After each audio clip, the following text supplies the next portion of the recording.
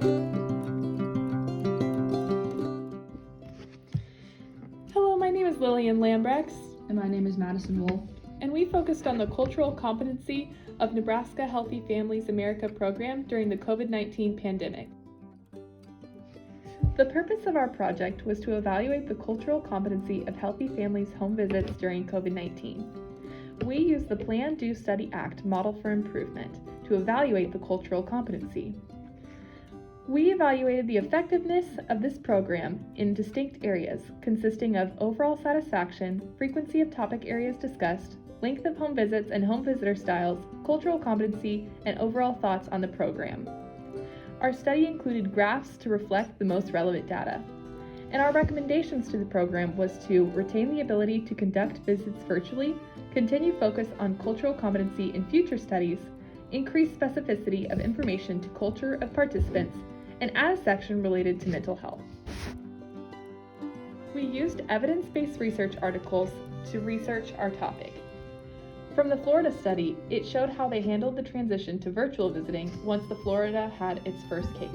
The program was still considered satisfactory, and the nurses and teams were able to use evidence-based home visiting curriculum virtually to alleviate the pandemic-related hardships such as scarce resources, job loss, limited supplies, food insecurity, stress, and technology limitations.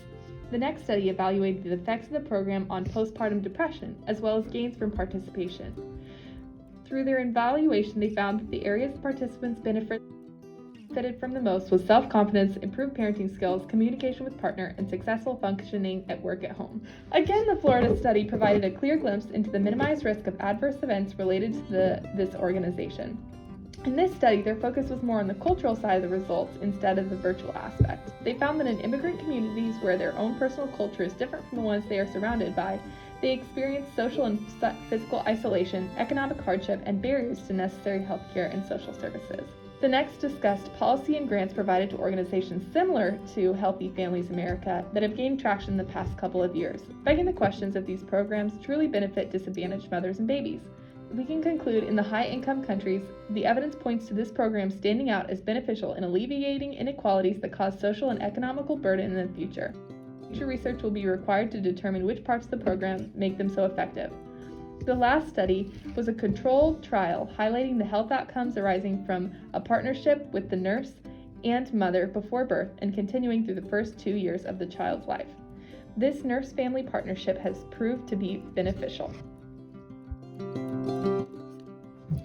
We chose the subjects from a select sample based on who participated in the Nebraska Maternal Infant Early Childhood Home Visiting Program. We evaluated the experience the clients had in the home visiting program by utilizing a survey tool.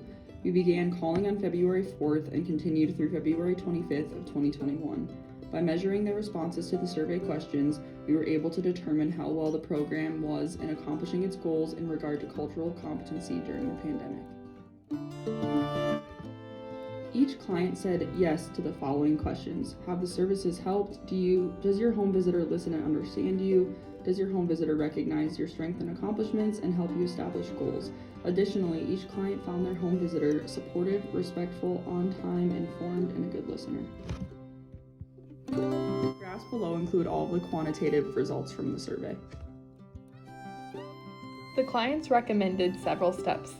They recommended that we provide diaper and food drives, children's museum outings, speech assistance and other learning interventions, help with aggression, funding for emergencies, PTSD information after being in the NICU, more online tools for ages and stages, and electronic flyers. In the area of overall satisfaction, the overwhelming majority of clients expressed complete satisfaction. In the category of frequency of topic areas discussed, the majority of clients had conversed about each topic with their home visitor on every home visit, with a small majority conversing about the topics at some visits or never.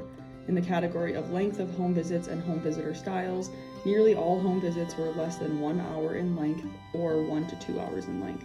In the category of cultural competency, the majority of clients discussed all topics with their home visitor, with a small majority conversing about the topics at some visits or never. Overall, the program was very rewarding. It was enjoyable to hear about the stories from each client and how the program has positively affected each of them. From this data and research, we can conclude this program is meeting the requirements and is effectively impacting the clients regarding cultural competency. We recommend the option to remain virtual is continued in the future due to the possibility of increasing reach and efficiency since the program remained effective in each of these conditions. Studies focusing on the cultural competency of the program should continue as the area becomes increasingly diversified. We should also add questions related to mental health. We collected data and found that some comments were repeated over and over. These comments were reflected in this word salad, with more repeated comments being in bigger font. Thank you for listening to our presentation. It has been an honor working with you.